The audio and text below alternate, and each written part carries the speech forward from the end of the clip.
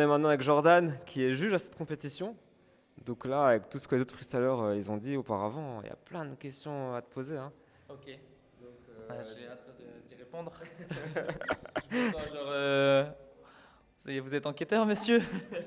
j'enquête. Enquête sur, c'est c'est toi l'inspecteur pour voir si je suis un bon juge en fait, c'est ça? Exactement. D'accord, bah vas-y, première question. Quels sont vos critères de jugement?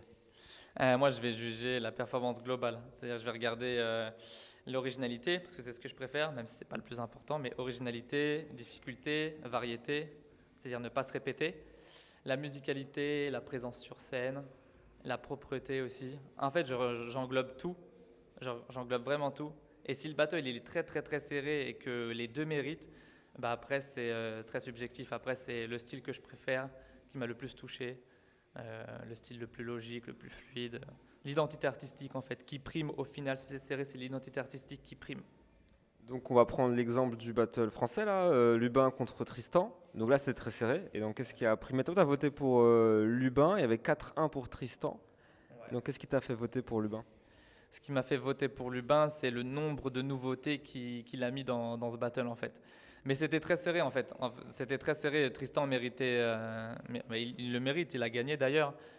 Mais Tristan, ce qu'il a fait, c'était incroyable. Mais j'ai été ultra surpris du nombre de nouveautés que Lubin a lâché dans le troisième passage, même si ça manquait un peu de précision. Et c'est pour ça qu'il a perdu. Je pense que c'était serré dans la tête des quatre juges, mais mais ce qui a donné la victoire à Tristan, c'est qu'on voyait que Lubin, il y avait une petite main par-ci, il n'enchaînait pas avec des jongles derrière. En fait, la combinaison de ces nouvelles figures n'était pas fluide. C'est ça qui a coûté cher. Et comment tu te sens dans ce panel de jury? Est-ce que des fois tu comprends la décision des autres juges Enfin, comment tu te sens en général? Parfois, je ne comprends pas la décision des autres juges, mais je me dis c'est bien d'avoir plusieurs juges qui ont une différente vision du freestyle, une différente philosophie, et c'est rassurant même en fait, parce que tu te dis peut-être que moi je vais me tromper, mais il y en a quatre autres derrière qui vont aussi donner leur avis, et du coup celui qui va gagner c'est forcément celui qui mérite en fait, parce qu'on est cinq têtes et on fait du mieux possible pour donner la meilleure décision en fait. On essaie tous d'être le mieux possible, neutre en fait, et de donner le vrai gagnant. Et donc du coup, si tout le monde fait de son mieux, forcément que c'est le bon gagnant qui gagne. Est-ce que tu penses justement toujours être neutre? Parce que des fois quand il y a un français, alors est-ce que même inconsciemment tu penses pas que des fois tu peux être favorisé pour voter pour l'autre? Pour voter pour le français? Euh, non, je vote plus pour l'humain. Le français, quand c'est des amis comme Lubin ou d'autres amis freestylers, là, ça peut être difficile et il faut prendre du recul, forcément. Mais c'est plus l'humain avec qui je m'entends. C'est pas parce qu'un mec est français que je vais voter pour lui, parce que ça se trouve, je le connais pas. Et du coup, t'es quand même. Je suis pas comme ça, je suis pas trop nationaliste. Mais du coup, est-ce que t'es quand même influencé du coup alors quand c'est un pote? Est-ce que tu arrives à faire la part des choses? Oui, je fais la part des choses. Je fais la part des choses. Mais c'est vrai que c'est pas facile parce que tu sais que tu vas devoir décevoir ton pote. Mais est-ce que c'est pas même pire des fois de... Parce que je te prends un exemple, moi je me souviens que des fois des Polonais pour, euh, ont voté pour l'autre adversaire alors qu'ils voulaient voter pour le Polonais pour justement... Parce qu'ils se sont dit, alors peut-être que je suis influencé en fait, et ils ont fait une erreur après coup. Tu vois ce que je veux dire? Peut-être c'est même l'inverse des fois qui se passe. Exactement, ouais, c'est pour ça qu'il faut prendre des notes en tant que juge. Moi, je prends des notes, j'ai des critères. Par exemple, quand je vois un big tricks, un rond, quand je vois que le mec il est sur la musique, pour moi c'est du flow, je mets un triangle.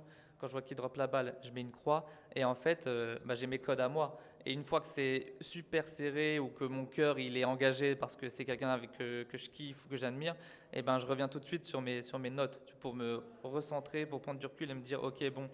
euh, Quelle est la bonne décision, tu vois. En fait, ces notes, quand un battle est serré, je prends toujours des notes, j'ai toujours mes petits codes, et c'est ça qui va me permettre d'être le plus neutre possible.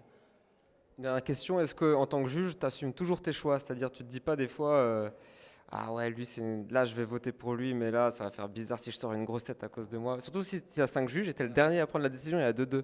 Est-ce que ça t'est déjà arrivé sincèrement ou pas du tout? De regretter un choix?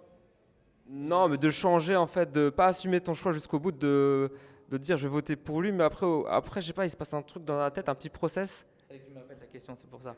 Ça m'est jamais arrivé, j'ai toujours assumé mes choix. Par contre, j'ai déjà douté, c'est-à-dire que encore hier, après le top 32, Dans la chambre, j'ai regardé le stream pour m'assurer sur un ou deux battles parce que moi, je suis trop passionné du freestyle et je veux vraiment être neutre et faire évoluer le truc et je veux pas prendre de mauvaises décisions. Du coup, ça m'arrive de re-regarder les battles et à chaque fois, je me dis non, j'ai eu raison, tu vois. À chaque fois, j'ai été en accord avec moi-même en fait. C'était comme ça hier les deux battles dont t'as douté? Ouais, j'ai douté pour Ibuki et Nicolas parce que j'ai choisi Ibuki et je me suis dit, il y avait une vraie ambiance pour Nicolas, c'était une dinguerie, c'était la folie, il a trop bien géré son battle, incroyable, il méritait autant qu'Ibuki de passer. Et du coup, je l'ai regardé une deuxième fois et encore une fois après analyse et tout, mon cœur il allait encore pour Ibuki, tu vois. Alors comment tu prends en compte justement cette ambiance-là? tu... Est-ce que tu dis, ok, faut pas que je prenne compte de ça, ou finalement ça fait partie du jeu et c'est pris en compte? Ça fait partie du jeu. Je pense que certaines personnes se font influencer, même moi un peu inconsciemment. Mais je vais voir si les réactions elles sont sincères ou elles sont vraiment, ou si c'est les supporters, genre la famille, les amis, tu vois. Ouais, les nationalistes, enfin la nationalité quoi, du pays. Exactement, c'est ça, voilà. Et par exemple, Momo, quand il a fait sa vague, tout le monde a gueulé. Truc de fou. Et parfois, quand tu as, je sais pas, un Espagnol qui fait une figure, tu vois que les Hispaniques gueuler. Et c'est normal, ils s'encouragent. Et moi, ça fait longtemps que je freestyle, ça fait 12 ans. J'ai l'impression de connaître l'histoire du freestyle, de savoir quelle figure appartient à qui. Et moi, quand tu me fais réagir, bah, je sais que tu m'as vraiment touché.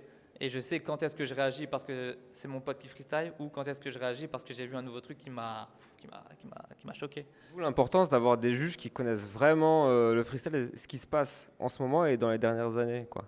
Exactement. Et moi d'ailleurs, si je devrais faire évoluer le truc, il faudrait du budget. Je pense qu'il faudrait plus de freestylers juges. Par exemple, 7 ou 9 et prendre des personnes extérieures au freestyle. Ça peut être un délire. Prendre des chorégraphes ou des gens qui ont travaillé dans le cirque. Ça peut être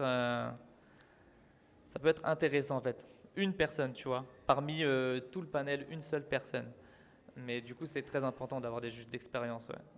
C'est bien, ça peut être bien d'avoir un gars du public, un chorégraphe, un mec qui produit des artistes dans le monde du cirque ou qui a plus rien à prouver. Un peu comme le Red Bull Street Style, tu vois. Ils prennent un joueur de foot pour venir juger du freestyle. Bon, souvent, ils se trompent. Le problème, c'est que s'il y en a un sur trois comme ça, comme ils le font Rebus Crystal, c'est un petit problème, quoi, je pense. Ouais, c'est vrai. Moi, je pense qu'il faudrait peut-être plus de juges, tu vois. 7 têtes.